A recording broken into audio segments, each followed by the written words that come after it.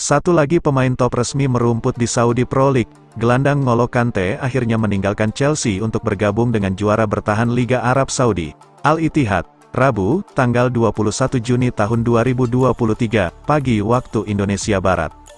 Al-Ittihad berani memberi gaji dengan nilai cukup fantastis kepada Kante. Pemain internasional Prancis itu diklaim akan menerima bayaran senilai 25 juta euro per musim hingga 2027 mendatang. Artinya, total Kante bakal menerima bayaran sebesar 100 juta euro dari Al-Ittihad. Angka ini belum termasuk kesepakatan komersial dan hak citra. Al-Ittihad sudah mengumumkan perekrutan Kante, namun, Al-Ittihad baru akan memperkenalkan Kante secara resmi kepada publik di Jeddah pada Juli mendatang. Hakim Ziyech akhirnya bisa pindah dari Chelsea. Pemain berusia 30 tahun ini dipastikan sudah "here we go" oleh jurnalis Fabrizio Romano ke Al Nassr. Romano memastikan bahwa kesepakatan antara Al Nassr dengan pihak-pihak terkait sudah aman. Meskipun kesepakatannya masih verbal, Al Nassr lebih dulu meyakinkan Ziyech untuk bergabung dengan klub berwarna kuning biru itu. Kontrak berdurasi 3 tahun atau hingga 2026 sudah diiyakan olehnya. Belum diketahui berapa gaji yang akan diterimanya. Al Nassr juga tidak kesulitan mencapai kesepakatan awal dengan klub pemilik sang pemain. Chelsea diketahui menerima proposal yang sudah diajukan. Edouard Mendy akhirnya benar-benar berpisah dengan Chelsea. Kiper berusia 31 tahun ini akan segera menjadi punggawa Al Ahly. Transfer ini tidak lagi sekadar rumor karena sudah dikonfirmasi oleh jurnalis Fabrizio Romano. "Here we go," tulisnya lewat akun Twitter pribadi. Menurut laporan Romano, Mendy bakal menerima kontrak selama 3 tahun. Itu artinya ia akan bertahan di Al Ahly setidaknya hingga 2026.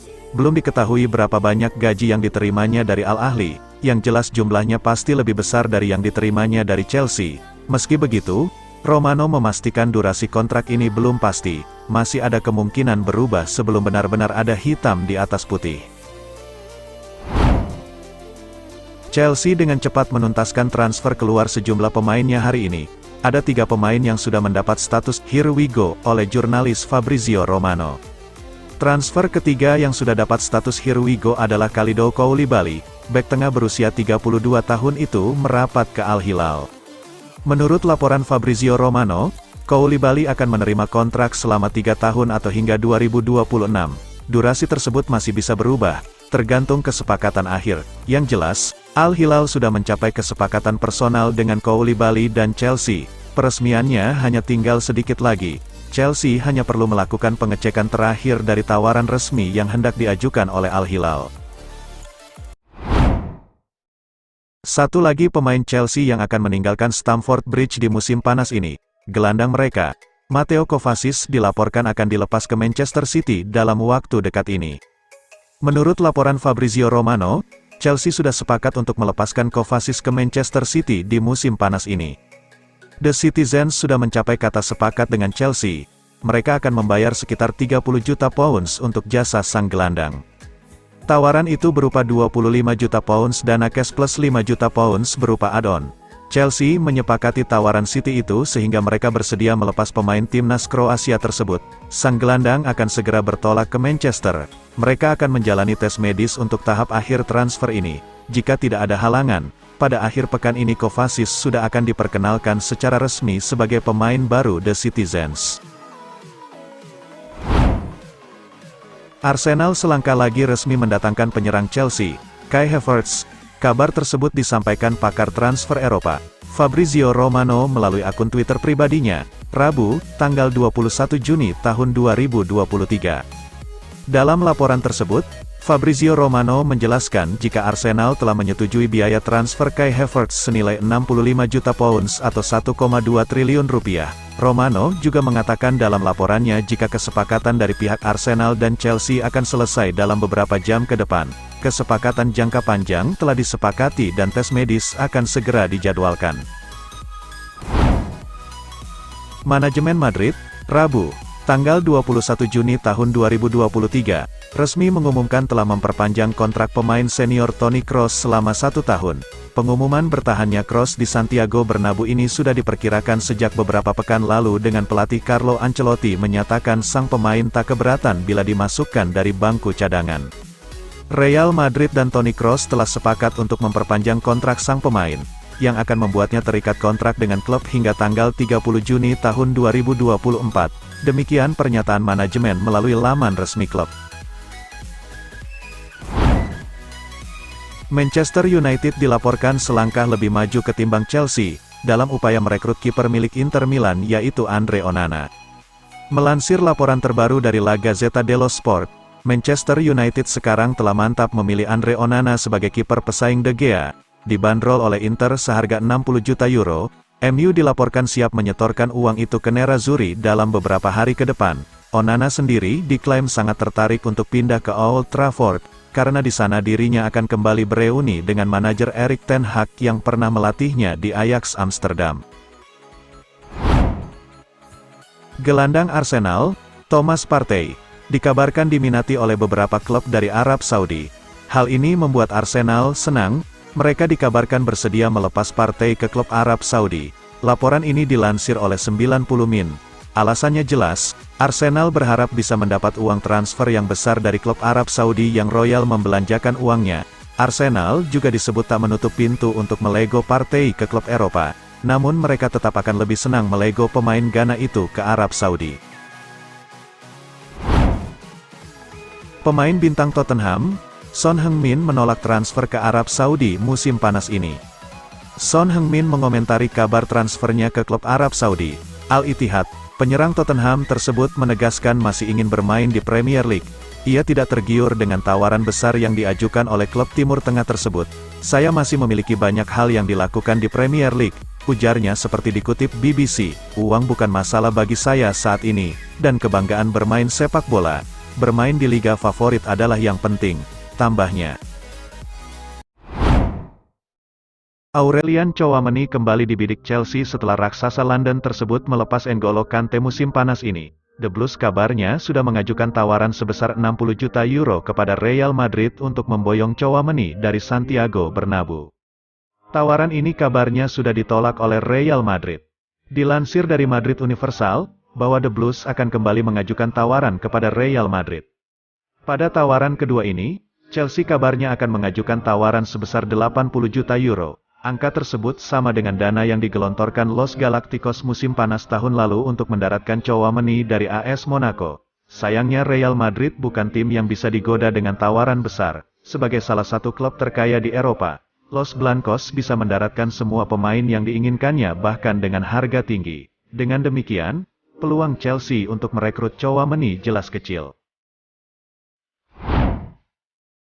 Ada kabar baik datang bagi Manchester United. Bek andalan mereka, Harry Maguire dilaporkan jadi salah satu prioritas transfer West Ham di musim panas ini. Menurut laporan The Telegraph, David Moyes sangat tertarik untuk menggunakan jasa Maguire di musim depan. Namun laporan tersebut mengklaim bahwa Maguire harus berkorban jika ia ingin bergabung dengan West Ham. Sang bek saat ini mendapatkan gaji yang sangat besar di MU. Ia mendapatkan bayaran lebih dari 200.000 pounds per pekan. Bagi West Ham, harga itu kelewat mahal. Jadi Maguire harus rela gajinya dipotong dalam jumlah besar jika ia ingin bergabung bersama The Hammers. Ada rumor baru beredar seputar masa depan Scott McTominay. Manchester United dilaporkan batal menjual sang gelandang di musim panas ini. Di musim panas ini, Erik ten Hag dilaporkan akan melanjutkan perombakan timnya.